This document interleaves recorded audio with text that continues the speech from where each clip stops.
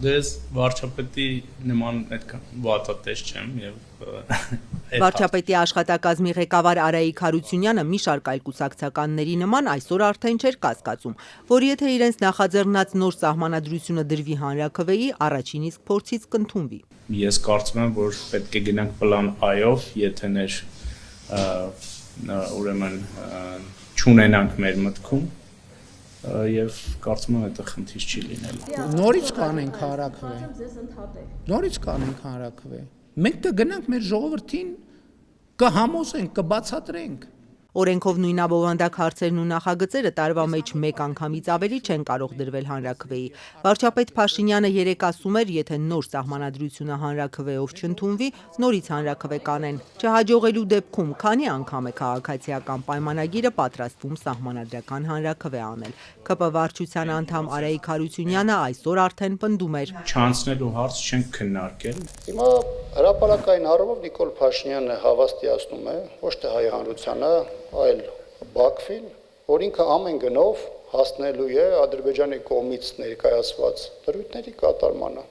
Կարծում եմ, որ շատ պարզ է։ Ադրբեջանական թելադրանք սահմանադրությունը փոխելու իշխանության նախաձեռնությունը ընդդիմությունն այսպես է գնահատում։ Խաղաղության պայմանագրի ստորագրման համար այս պահի միակ նախապայման Բաքուն հենց Հայաստանի մայր օրենքի փոփոխությունն է դնում, որի նախաբանում անկախության հռչակագրին հղումը տարածքային պահանջ են համարում։ Հայաստանի սահմանադրական դատարանը այդպես չի գտնում։ Դեռ 2 տարի առաջ քննեց ու որոշեց, որ սահմանադրությունը Ադրբեջանի նկատմամբ տարածքային պահանջ չի պարունակում, բայց Փաշինյանը կարծում է հռչակագիրը տեքստում պահելը նոր պատերազմի դուռ է բացում։ Չնայած արդեն ամիսներ շարունակ ուղիղ չի ասվում, բայց դատելով նաև տեքստի վրա աշխատող պաշտոնյաների հայտարարություններից, թե որևէ իրավական ակտ չպիտի պարունակի անկախությունը վտանգող դրույթ, կարելի է ենթադրել իշխանության նախագծում անկախության հռչակագրին հղում չի լինի։ Խորհրդարանական ընտրություններն ու հանրաքվեն միանգամայն տարբեր գործընթացներ են եւ 2 տարբեր քվեարկություն են ենթադրում, բայց իշխանությունը չի թաքցնում առաջիկա ընտրություններում եւս թեման թեժ են պահելու։ Կարծում եմ, որ եւ վարչապետին եւ քաղաքական թիմին կհաջողվի առաջիկա քարոզարշավի ժամանակ նաեւ մեր հանրությանը հասցնել, բացատրել եւ հանրության հետ միասնական դիրքորոշման գալ հանրաքվեի կարևորության եւ դրա ընդունման վերաբերյալ։ Արդեն բացահայտ է, որ իշխող ուժը հունիսի 7-ին նախատեսված խորհրդարանական ընտրությունները վերածում է Ալիևի սահմանադրությանը այո կամ ոչ ասելու քվեարկության, հասկանում եք, հունիսի 7-ին մեր քաղաքացիների առջև դնում է նախապայման, դնում է ընտրություն, այո եք ասում, եթե ինձ այո եք ասում, դա նշանակում է ես գնալու եմ սահմանադրությունը փոխեմ, Ալիևի պահանջով, եթե ոչ եք ասում, մեղքը ձեր վիզը պատերազմով է սպառնում։ Ընդդիմադիր Հայաստան խմբակցությունից Քրիստինե Վարդանյանն ասում է, եթե հարցը հասավ հանրաքվեի, իրենք ոչինչ անվարում են լինելու։ Մենք այդտեղ պիտի չհասնենք։ Եթե Ադրբեջանի պահանջած սահմանադրությամբ ենք մենք ապրում, Թուրքիայի պահանջած սահմանադրությամբ, անկախ պետության իմաստը այդտեղ արդեն հարցականի տակ է դրվում։ Սա է խնդիրը։ Իրենք էլ գիտեն, որ այդտեղ դժվարություններ ունեն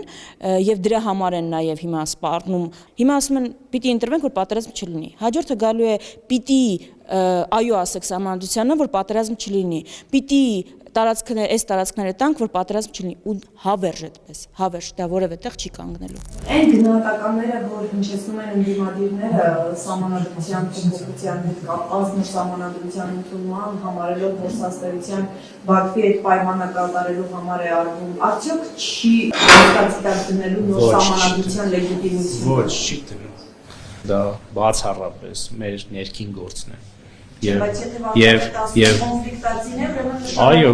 կոնֆլիկտացին է, բայց դա մեզ համար է, որպեսզի Հայաստանը այլևս կոնֆլիկտ չունենա,